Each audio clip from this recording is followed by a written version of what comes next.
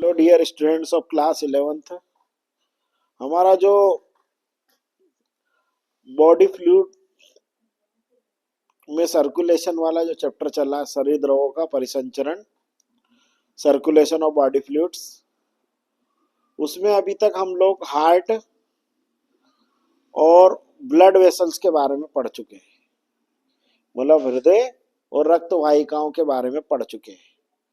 अब आज से हम लोग ब्लड के बारे में पढ़ेंगे, क्योंकि आप लोगों को मैंने जब चैप्टर स्टार्ट किया था तब मैंने आपको बताया था कि जो मनुष्य का रक्त परिसंचरण तंत्र होता है, मतलब ह्यूमन बीइंग का ब्लड सर्कुलेटरी सिस्टम के 3 इंपॉर्टेंट पार्ट्स होते हैं। नंबर 1 होता है हार्ट, नंबर 2 होता है ब्लड वेसल्स, रक्त वाहिकाएं, तीसरा होता है ब्लड। ठीक है ना। इनमें से हमारा हार्ट और ब्लड वेसल्स हो चुका है। अब हम आज से ब्लड के बारे में स्टार्ट कर रहे हैं। ब्लड से रिलेटेड 2 प्रश्न परीक्षा के अंदर आते ही आते हैं। ठीक है ना। मतलब ब्लड अपने आप में इतना बड़ा कॉन्सेप्ट है कि आप जितना पढ़ोगे उतना ही कम रहेगा। मतलब वास्ट नॉलेज है ब्लड का, और जितना आप मैक्सिमम स्टडी कर सकते हो आपको करना चाहिए। ब्लड एक कितना इंपॉर्टेंट कनेक्टिव टिश्यू है, आप लोग समझे कि इसकी अलग से एक बायोलॉजी में ब्रांच बना दी गई। अब आप सोचो, केवल अकेले ब्लड की स्टडी के लिए बायोलॉजी में एक ब्रांच है, उसे हीमेटोलॉजी कहते हैं। हीमेटोलॉजी मतलब जीव विज्ञान की वह शाखा जिसमें हम रक्त का अध्ययन करते हैं। मतलब इंग्लिश में study of blood is called haematology. अब आप इमेजिन करो, एक केवल एक फ्लूइड के लिए एक ब्रांच है। आप यहीं से इसका इंपॉर्टेंस समझ जाओ। इंसान के शरीर में कोई भी प्रॉब्लम होती है, मनुष्य के शरीर में कोई भी डिजीज हुई, कोई भी समस्या खड़ी होती है, तो उसको हम लोग डायग्नोस करते ब्लड के द्वारा। मतलब सारी बीमारियों का की जांच में अधिकांश बीमारियों की जो जांच होती है वो ब्लड या यूरिन के टेस्ट से ही होती है। तो आप समझे इसका इंपॉर्टेंस कितना इंपॉर्टेंट होता है ब्लड। अब हम लोग जो हमारा इंपॉर्टेंट क्वेश्चन है वो आपको बताते हैं। 1 वर्ड में क्या क्वेश्चन आएंगे इससे रिलेटेड, है ना। और बड़े जो 2 नंबर, 4 नंबर, 5 नंबर, 4 नंबर में क्या, 3 नंबर में क्या क्वेश्चन आएंगे वो स्टडी करते हैं। एक क्वेश्चन ये आता है, ब्लड का पीएच मान कितना होता है, what is the pH value of blood. तो जो ब्लड होता है उसका पीएच वैल्यू होता है 7.35। मतलब हमारे रक्त का पीएच मान होता है 7.35। इसका मतलब ये है कि हमारा ब्लड क्षारीय होता है, अल्केलाइन होता है। ठीक है। फिर एक और क्वेश्चन आता है जो कि अभी 11th की पिछले साल या उसके पिछले साल वाले 11th के एनुअल एग्जाम में आया था कि हमारे शरीर में रक्त का निर्माण कहाँ होता है, where does blood is formed in our body. तो हमारी बॉडी में ब्लड का फॉर्मेशन बोन मेरो या अस्थि मज्जा में होता है। जो हमारी जो बॉडी की जो लंबी लंबी हड्डियां होती है उन हड्डियों के अंदर होता है। ठीक है। ये क्वेश्चन हो गया, पीएच वाला हो गया। इसके अलावा जो ब्लड है उसका इमरजेंसी में, हमारी कंडीशन में, किसी कंडीशन में हमारे शरीर में रक्त की कमी हो जाती है, ऐसी दशा में हमारी बॉडी में ब्लड की कमी ना हो, तो ब्लड के रिसर्कुलेशन के लिए हमारी बॉडी के अंदर एक इंपॉर्टेंट ऑर्गन होता है जिसको हम लोग स्प्लीन कहते हैं, हिंदी में प्लीहा कहते हैं। तो ये जो स्प्लीन होती है इसे ह्यूमन बॉडी का ब्लड बैंक कहते हैं। ये भी परीक्षा के अंदर क्वेश्चन आता है कि मानव शरीर का रुधिर बैंक किसे कहते हैं, which organ is called blood bank of human body. तो उसका राइट आंसर हो जाएगा आपका प्लीहा, या अंग्रेजी में स्प्लीन कहते हैं। ठीक है, इसी स्प्लीन का एक और क्वेश्चन भी आ सकता है कि स्प्लीन जो रहती है उसमें जब हमारी जो आरबीसीस होती है हमारे ब्लड के अंदर, एक इंपॉर्टेंट कार्पसल्स होती है आरबीसीस, रेड ब्लड कार्पसल्स, लाल रुधिर कणिकाएं, या जिनको हम एरिथ्रोसाइट्स भी कहते हैं, वो आरबीसीस का एक डेफिनेट लाइफ स्पान होता है 121 डेज का, 121 दिन का। और आपके 121 दिन बाद जैसे उनका लाइफ स्पान कवर होता है वो उनका ऑटोमेटिकली हीमोलाइसिस हो जाता है, और हीमोलाइसिस होने के कारण उनके कंपोनेंट सारे ब्रेक डाउन हो जाते हैं और वो सारे कंपाउंड डिस्प्लिन में जाकर रिस्टोर हो जाते हैं। ठीक है ना, रिस्टोर हो जाते हैं। इसलिए स्प्लीन को हम लोग डेड आरबीसीस की कब्रगाह भी कहते हैं, मतलब मृत आरबीसीस की कब्रगाह भी इसको स्प्लीन को कहा जाता है। तो स्प्लीन के दो क्वेश्चन आ सकते हैं, किस संरचना को हम लोग मानव शरीर का रुधिर बैंक कहते हैं, ब्लड बैंक। तो इसका राइट आंसर हो जाएगा आपका स्प्लीन। एक और क्वेश्चन आएगा आपका कि किस स्ट्रक्चर को, किस संरचना को मृत आरबीसीस की कब्रगाह कहते हैं, which organ is called graveyard of dead RBCs. तो उसका राइट आंसर हो जाएगा आपका स्प्लीन, है ना। तो ये दो क्वेश्चन स्प्लीन से रिलेटेड हो गए। इसके अलावा जो हमारे आरबीसीस का जो मैंने अभी आपको बताया कि आरबीसीस जो है हमारे ब्लड की एक बहुत इंपॉर्टेंट कार्पसल्स होती है, और सबसे ज्यादा नंबर में यही कार्पसल्स होती है, मतलब सबसे ज्यादा यही कणिकाएं होती है, और इनका जो डेफिनेट लाइफ पीरियड होता है वो 121 डेज का होता है, 121 दिन का होता है। ठीक है ना, ये क्वेश्चन भी परीक्षा के अंदर आता है। इसके अलावा जो ब्लड रहता है, अभी मैं आपको पूरे ब्लड के बारे में आज आपको बिल्कुल बेसिक इंफॉर्मेशन दे रहा हूं, उससे रिलेटेड जो कॉम्प्लेक्सिटी, मेजर कॉम्प्लेक्सिटी, वो हम लोग एक एक करके रेगुलरली पढ़ेंगे अभी लगातार 2-3 दिन तक। क्योंकि मैंने कहा था ना, ब्लड बहुत बड़ा कॉन्सेप्ट है, जितना आप मैक्सिमम सीख सकते हो वहीं से सीख सकते हो। क्योंकि ये ब्लड, अगर आप मत बनना डॉक्टर, पर घर के लिए भी जरूरी है। आपके घर में जब कोई बीमार होता है और डॉक्टर उसकी जांच करवाते हैं, तो वो सबसे पहले कहते हैं कि भैया इनकी खून की जांच करवाओ। तो आपको वहां पैथोलॉजी लैब पे पहुंचाते हैं, और पैथोलॉजी लैब पे वो एक रिपोर्ट तैयार करता, ब्लड की टेस्ट रिपोर्ट।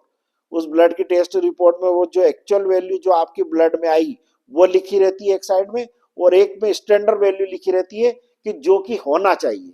फॉर एग्जाम्पल मैं बता रहा हूं, जैसे हीमोग्लोबिन, हीमोग्लोबिन हमारा होना चाहिए 11 to 16 मिलीग्राम पर 100 ml ब्लड। अब ये स्टैंडर्ड वैल्यू है, और एक्चुअल वैल्यू आप मान के चलो आपकी 11 आई, आपका ब्लड का हीमोग्लोबिन टेस्ट करा तो 11 आया, तो वो लिखा रहेगा 11 मिलीग्राम। और आप अगर 11 से 16 के बीच में स्टैंडर्ड वैल्यू, इसका मतलब ये है कि आपका हीमोग्लोबिन लेवल नॉर्मल है। अगर वो 11 से कम आती, मतलब 11 से 10, 10 पॉइंट से कम भी आती, 10 से कम आती है, तो उसको फिर एनीमिक पेशेंट मान लेंगे अपन कि उसको रक्त अल्पता है या एनीमिया है।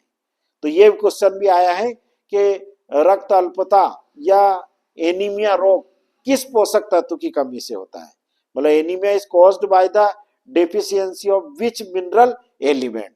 तो इसका आंसर हो जाएगा आयरन या लौह तत्व। ठीक है ना, Fe। ठीक है ना, ये भी एक क्वेश्चन परीक्षा के अंदर आता है। और आरबीसी का टोटल लाइफ स्पान कितना होता है, 121 डेज का होता है। ये क्वेश्चन भी परीक्षा के अंदर आता है। ठीक है ना। और उसके बाद एक और क्वेश्चन आता है, किस कणिका को, किस कार्पसल्स को हमारे शरीर की भक्षाणु कोशिका या फेगोसाइटिक सेल कहते हैं, है ना। तो ये भक्षाणु कोशिका या फेगोसाइटिक सेल को हम लोग WBC या व्हाइट ब्लड कार्पसल्स कहते हैं, श्वेत रक्त कणिकाएं या ल्यूकोसाइट्स कहते हैं। तो ल्यूकोसाइट्स या WBC जो हैं वो जो हैं उनको हमारे शरीर की यूं मान के चलना फेगोसाइटिक सेल, या हमारे शरीर की गार्ड सेल या पुलिसमैन सेल भी कहते हैं, ठीक है ना। तो ये भी हमारे शरीर का एक इंपॉर्टेंट है। और इनकी अगर एबनॉर्मलिटी हो जाती है WBCs की, तो इनकी एबनॉर्मलिटी से एक बीमारी हो जाती है जिसको हम लोग ब्लड कैंसर कहते हैं, और ब्लड कैंसर को ल्यूकेमिया भी कहते हैं। तो ऐसा भी क्वेश्चन आ सकता है, ल्यूकेमिया रिक्त स्थान है, ल्यूकेमिया इज ए, तो it is a one type of blood cancer, ठीक है ना। ये आता है क्वेश्चन। इसके अलावा जो ब्लड होता है, वो ब्लड में जो ऐसे तो जनरली किसी भी ब्लड कार्पसल्स की कमी नहीं होती, पर यदि अगर हम लोग proper element, proper balance diet नहीं ले रहे हैं, मतलब अगर हमारे शरीर में हम संतुलित आहार नहीं ले रहे हैं, तो हमें हमारे शरीर में जो किसी पर्टिकुलर न्यूट्रिएंट की कमी होने से, पोषक तत्वों की कमी होने से हमारे अंदर जो या तो प्रीमेच्योर आरबीसीज का हीमोलाइसिस हो जाता है, या मतलब उनके आरबीसीज का फॉर्मेशन या आरबीसीज का निर्माण रुक जाता है। ऐसी कंडीशन में हमारे शरीर के अंदर बीमारी हो जाती है। उस बीमारी को अभी मैंने आपको बता दिया, एनीमिया होता है। But sometime the RBCs get increases abnormally, हमारे शरीर में आरबीसीज का जो संख्या है वो असामान्य रूप से बढ़ जाए, इस बीमारी को पॉलीसाइथेमिया कहते हैं। मतलब आरबीसीज बढ़ जाए तो पॉलीसाइथेमिया, और आरबीसीज घट जाए तो एनीमिया। इसी प्रकार से जो WBCs है उनकी एबनॉर्मल एक्टिविटीज हो जाए या उनका शेप चेंज हो जाए, तो इस बीमारी को हम लोग ब्लड कैंसर या ल्यूकेमिया कहते हैं, ठीक है ना। इसी टाइप से हमारे एक क्वेश्चन आता है कि जो शरीर में रक्त का थक्का, मतलब ब्लड कोएगुलेशन कौन सी रक्त कणिकाएं करती, which blood corpuscles involve in blood coagulation. तो इसका राइट आंसर आएगा प्लेटलेट्स या थ्राम्बोसाइट। प्लेटलेट को थ्राम्बोसाइट कहते हैं, ठीक है ना। तो ये हमारे ब्लड से रिलेटेड आपके छोटे छोटे क्वेश्चन हो जाते हैं। इसी प्रकार से जब हमारा ह्यूमन बीइंग है, मनुष्य है, हमारा होमोसेपियंस जूलॉजिकल नेम है, तो हमारे अंदर ABO ब्लड ग्रुप होता है। मनुष्य के अंदर ABO ब्लड ग्रुप पाया जाता है, ये आपको याद होना चाहिए। तो हमारे अंदर ABO ब्लड ग्रुप के फिर 4 ब्लड ग्रुप बनते हैं, A, B, AB और O, ठीक है ना। इनमें से जो AB ब्लड ग्रुप वाला व्यक्ति होता है वो कहलाता सार्वत्रिक ग्राही, यूनिवर्सल रिसिपिएंट। और O नेगेटिव वाला जो ब्लड रहता है, O नेगेटिव जिसका ब्लड ग्रुप है, वो कहलाएगा यूनिवर्सल डोनर, ठीक है ना। मतलब AB वाला किसी का ब्लड ले सकता है, और O वाला व्यक्ति किसी को भी ब्लड दे सकता है, और उस O में से भी O नेगेटिव, ठीक है ना। समझ में आया कि नहीं। तो ये आपको याद होना चाहिए। तो ये भी परीक्षा के अंदर क्वेश्चन आता है, कौन सा रक्त समूह सार्वत्रिक ग्राही होता है, which blood group is a universal recipient. तो इसका राइट आंसर हो जाएगा आपका AB। और which blood group is a universal donor, तो इसका राइट आंसर हो जाएगा आपका O नेगेटिव, ठीक है ना, यूनिवर्सल डोनर, ठीक है ना। तो ये आपको पता होना चाहिए। 4 ब्लड ग्रुप होते हैं, A, B, AB और O। और ये हमारा ब्लड ग्रुप होता है, ये जेनेटिकली डिटरमाइंड होता है, मतलब अनुवांशिकता इसका निर्धारण होता है। हमारे माता पिता का क्या ब्लड ग्रुप है, उस ब्लड ग्रुप के बेसिस पर हमारा ब्लड ग्रुप डिटरमाइंड होता है at the time of embryonic development. जैसे मान के चलो दोनों माता और पिता दोनों का ब्लड ग्रुप O है, ठीक है ना, और होमोजाइगस कंडीशन में O है, ठीक है ना। तो उनके दोनों के जो बच्चे होंगे उनका ब्लड ग्रुप किसी भी कंडीशन में ना तो A होगा, ना B होगा, ना AB होगा, और उनका ब्लड ग्रुप O ही होगा। समझ में आएगा सर, ठीक है ना। इसी प्रकार से अगर मान के चलो ब्लड ग्रुप जो है, वो ब्लड ग्रुप मान के चलो किसी